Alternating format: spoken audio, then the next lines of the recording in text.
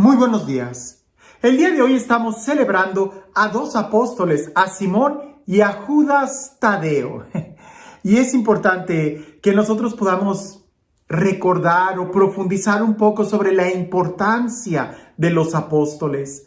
Sabemos que a ellos se les encomendó de una manera muy especial el dar testimonio de quién es Jesús y de la vida que Jesús vino a darnos. Son a los apóstoles las columnas de quienes la iglesia se fundamenta. Son los apóstoles quienes escribieron muchos de los textos que nosotros tenemos como inspirados por obra del Espíritu Santo. Y son precisamente los apóstoles, aquellos que estuvieron muy cerca del ministerio de Jesús, aquellos a quienes Jesús llamó por su nombre para que estuvieran con él y para enviarlos a predicar. ¿Qué es lo que hizo diferente a estos 12 del resto de la multitud que seguía a Jesús? Y es muy interesante el poder detenernos un momento y analizar por qué estos 12 y no todos los que lo seguían. ¿Que acaso no hubiera sido algo increíble que que todos los que lo seguían tuvieran la misma relación o la misma encomienda que precisamente estos 12 recibieron? Escuchemos el Evangelio y tratemos de ver algunas ideas que están ahí, muy claras en el Evangelio, pero muchas veces pasan desapercibidas a nuestra vista porque las leemos demasiado rápido. Vayamos despacio y en nuestra vida vayamos despacio para poder profundizar el camino que estamos recorriendo y no equivocarnos en las decisiones que tomamos. Dice así el Evangelio. Por aquellos días, Jesús se retiró al monte a orar y se pasó la noche en oración con Dios. Cuando se hizo de día, llamó a sus discípulos, eligió a 12 de entre ellos y les dio el nombre de apóstoles. Eran Simón, a quien llamó Pedro, y su hermano Andrés, Santiago y Juan, Felipe y Bartolomé, Mateo y Tomás, Santiago, el hijo de Alfeo, y Simón, llamado Fanático, Judas, el hijo de Santiago, y Judas Iscariote, que fue el traidor. Al bajar del monte con sus discípulos y sus apóstoles, se detuvo en un llano. Allí se encontraba mucha gente que había venido tanto de Judea y de Jerusalén, como de la costa de Tiro y de Sidón. Habían venido a oírlo y a que los curara de sus enfermedades. Y los que eran atormentados por espíritus inmundos quedaban curados. Toda la gente procuraba tocarlo porque salía de él una fuerza que sanaba a todos. Casi la mayoría de nosotros cuando leemos este evangelio nos quedamos sorprendidos en la obra de Jesús, en cómo la multitud lo sigue, lo escucha y queda sanada. Pero se nos olvida un detalle, y a veces cuando los evangelistas mencionan la geografía o los lugares, no es tanto para mostrarnos un lugar físico, sino porque también nos quieren explicar algo más a través de esos signos.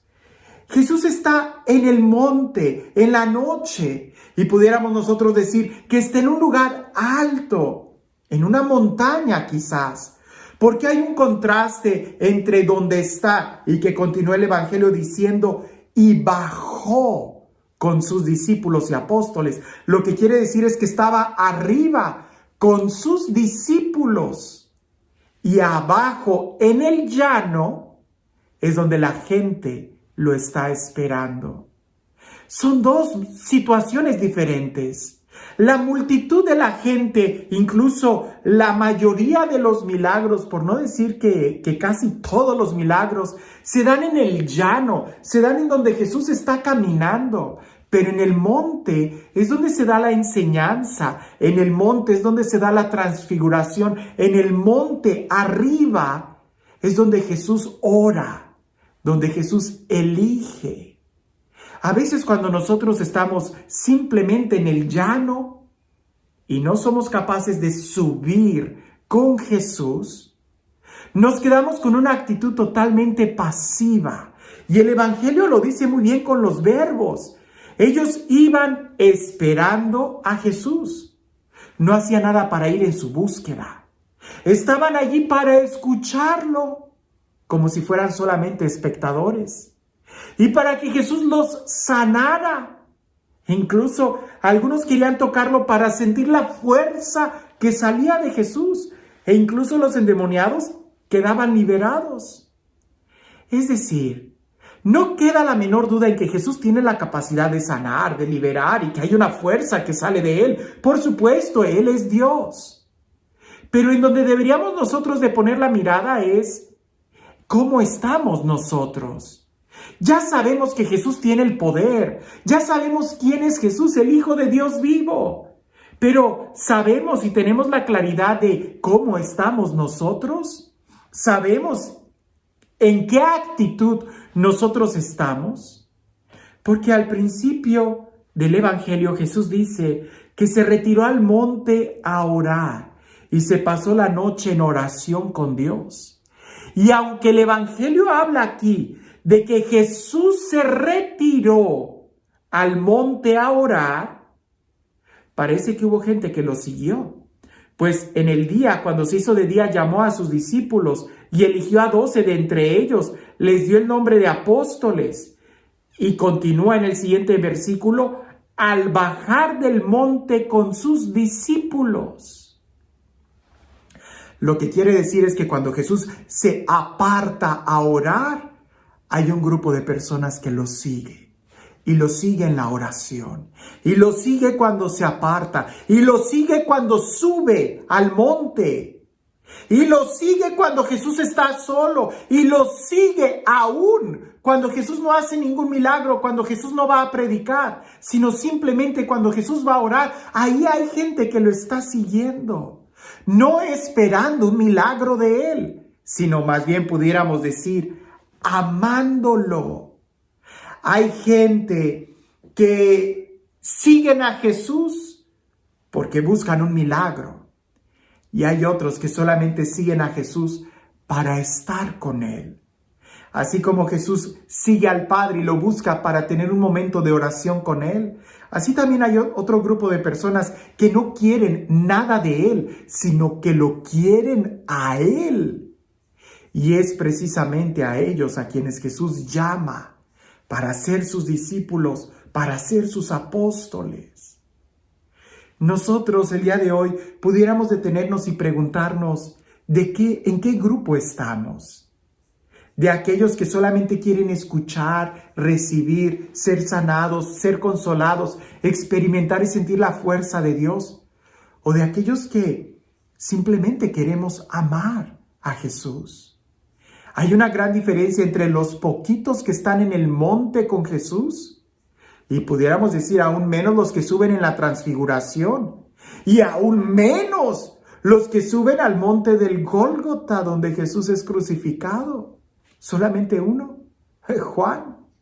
El resto se fue quedando abajo, en el llano, en lo más abajo. Ahí está la multitud, casi pudiéramos decir, al nivel del mar está la inmensa mayoría. Pero mientras vamos subiendo al monte de la oración, al monte de la transfiguración y al monte del Calvario, solamente quedó uno. Y ese uno fue el que recibió el título del discípulo amado e incluso fue quien recibió a María en su casa. Nosotros, ¿en dónde nos quedamos? Recuerdo que una ocasión en la universidad hubo un joven, un compañero, estudiante que me hizo una pregunta y me dijo, ¿por qué ustedes los católicos veneran a Judas, que fue el que traicionó a Jesús? Y le dije, perdóname, pero hay 2 Judas en el grupo de los discípulos. Y él dijo, ¿en serio? Le decimos, sí. Si tú ni siquiera sabes distinguir las cosas más básicas de nuestra fe, entonces no pretendas que estás en el monte con Jesús. Si solamente estás buscando el milagro y la emoción, no pretendas que vas a ser del grupo de los que Él elija, de los que simplemente lo aman. Así que el día de hoy que celebramos a los apóstoles y apóstoles que dieron su vida, que dieron su sangre, que dieron su testimonio, no personas que se autonombran, sino personas que fueron enviadas por Dios, por Jesús. Y al ser enviados por Él dieron testimonio en medio de la comunidad cristiana, en medio de la iglesia. Este es un momento como para que nosotros también reflexionemos, no solamente en lo que escuchamos, sino también en qué es lo que decimos.